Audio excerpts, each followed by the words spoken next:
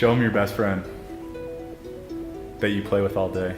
Can you just say your name? Right now, right? Yeah, go for it. All right, Austin. Just look at me. Don't invite the camera in at all. I don't want to sit there and... I had like a really bad phone prior to this phone, so I got this one, and then I got a notification. See?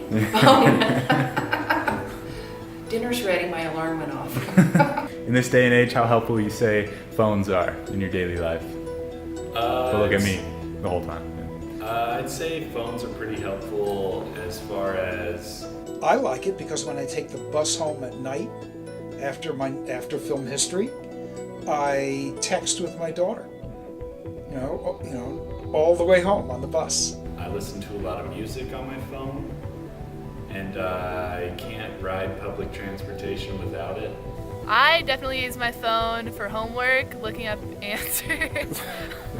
You don't do homework? I use my phone primarily for social media. Social media. Social media. I guess the social media aspect is easy. I'd say the most exciting part is when you're scrolling through like your social media and you get that notification, that little red dot, you know? I do get on Facebook and Instagram a bunch. Are you part of any social media, Facebook, Instagram, any of that stuff right now?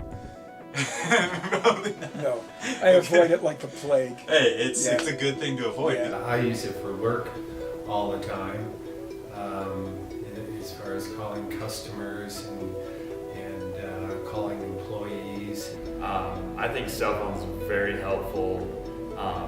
I use it all the time for work, checking my email. It's way more portable than my laptop. Cell phones are terrific for meeting people. They're fabulous for that.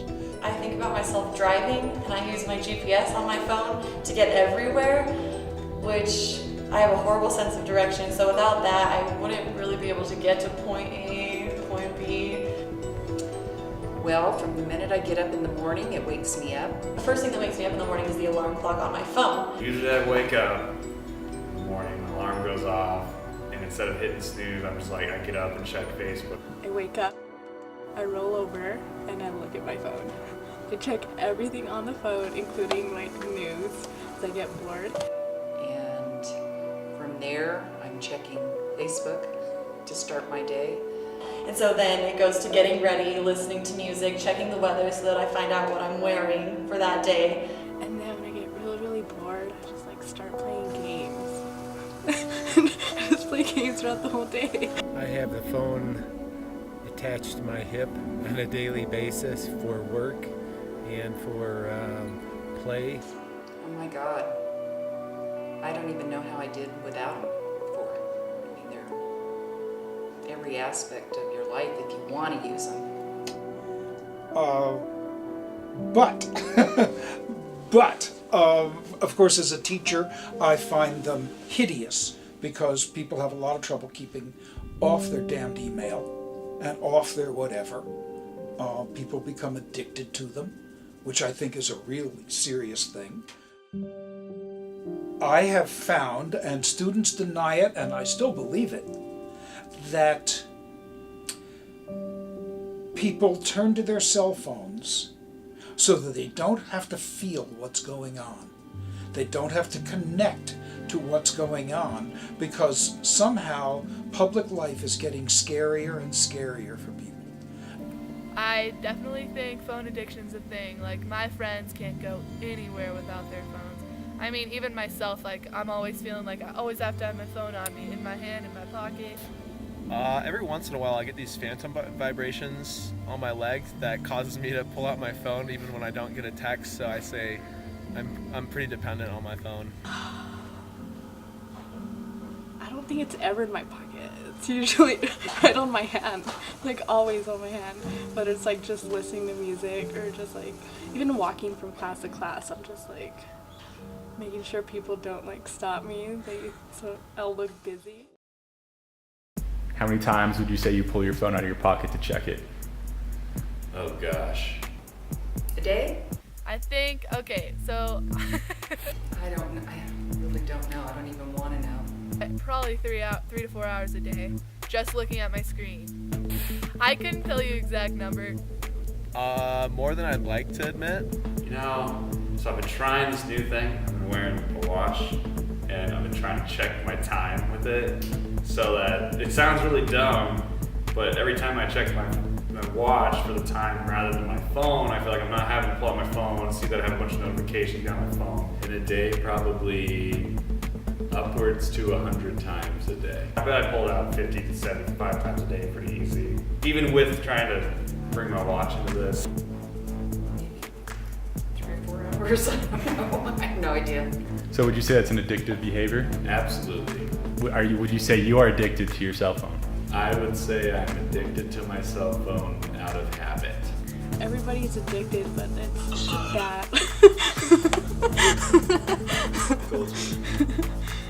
It's a bad habit. It's a really, really bad habit. And I know I have this habit, everybody else has that habit, and it's just... I definitely spend like just solid like time with my phone, at least 1 to 2 hours, like just paying attention to my phone. But then if you add up texting and just checking emails and everything else, probably another half an hour. So I would say like 2 to 4 hours a day. Once you start, you can't stop.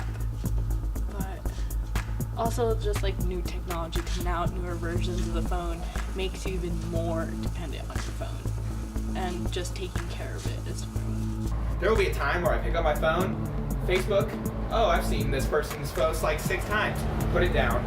Literally within 5 seconds, pick up my phone again, go to Facebook, boom, there's that, and I get mad at myself. I personally will get on Twitter or Instagram and I scroll all the way back to the last post that I've seen because I don't want to miss anything, and I guess maybe people just don't want to feel left out. They don't want to feel like they're missing something that someone might have said that would have made them laugh or made them realize something, I suppose. Would you also say that the addiction comes with the chance of missing out?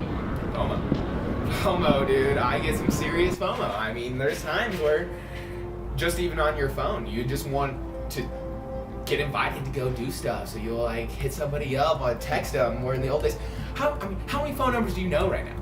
None. You probably don't know anybody's phone number, so you'll be missing out if you've lost your phone. You're like, oh shoot, like what am I gonna do? So Back then, we had to keep our contacts somehow, and I kept them in a planner, and I also would make these elaborate phone number diagrams with everybody's pager, their home number, any information I needed, and I would reduce it down. No one memorizes phone numbers anymore. They have contacts. Like, I don't know, back in the day, I knew all my parents' phone numbers, my best friend's phone numbers, like, on hand, and then now it's just like, I just rely straight on my phone, so, I don't know. I worked at Xerox at one time, and because we had copiers, I would reduce them down. I would literally probably make 30 copies before I got it this small. And of course I was young and I could read those numbers. Nowadays, no. One of the greatest problems of mass society is loneliness. And instead of talking to each other, we talk to these stupid little metal boxes. And I'm sorry, it is not going to solve the problem of loneliness. It ain't going to do it. We're addicted to it as if it somehow will. You know, wall between you and everybody.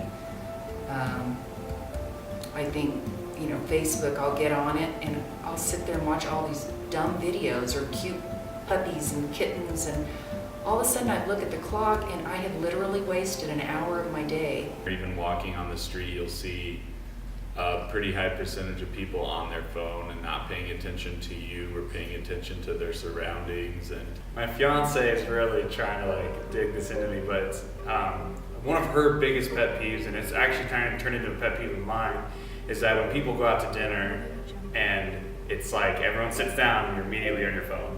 You know, you'll see 4 people at a table, every one of them on their phone. Well, I mean, I thought that you go out to dinner not for the food, primarily. Well, I mean, even primarily if it is the food, you know, who knows. But you go out to be with people you like. I have a daughter who's in college, and recently she had her friends over back from college, and they were all out in the jacuzzi, and I looked out there and there were 6 girls all back to one another. They're facing the other way with their phones. We need to spend more time just in the moment and off the phones. And more like, we need more personal interactions. Because people are so into their phones and social media that they think that's the only way they need to be connecting with people, when there's stuff happening around us all the time. And you'd get some interaction when they would want to show something on Facebook or Instagram to everybody. And it really bothered me. If I see other people like doing the same thing, I'm like, so we came to talk and hang out. If you guys are gonna be on my phone, I might as well just do the same thing. And it's just like a ripple effect. Once one person gets on their phone, everybody gets on their phones. Society needs personal interaction.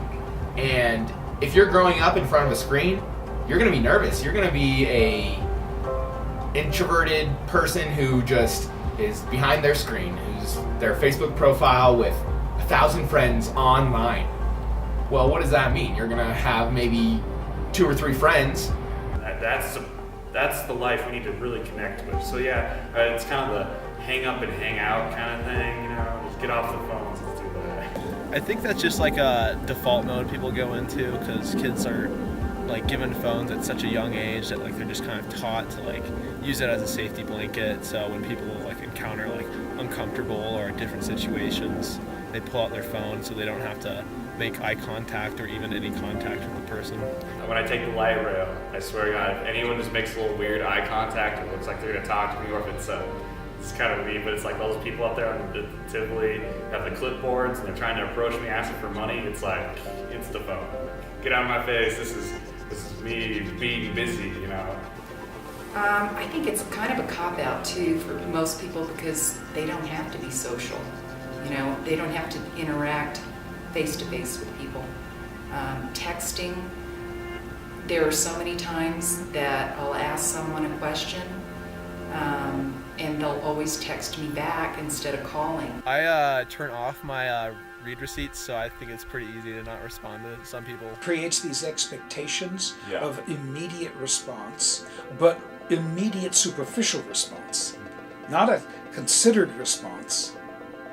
And, you know, right, I mean, people can't think in bursts of more than a half a minute. I'd say it acts as a wall to those who don't want to deal with their immediate reality, but I also think that some people have a pretty good perception of what a phone is, what it can be. You're gonna have a hard time getting a job if you have a hard time with interviewing skills just because you don't have any personal skills. How are you gonna relate to somebody who's trying to hire you?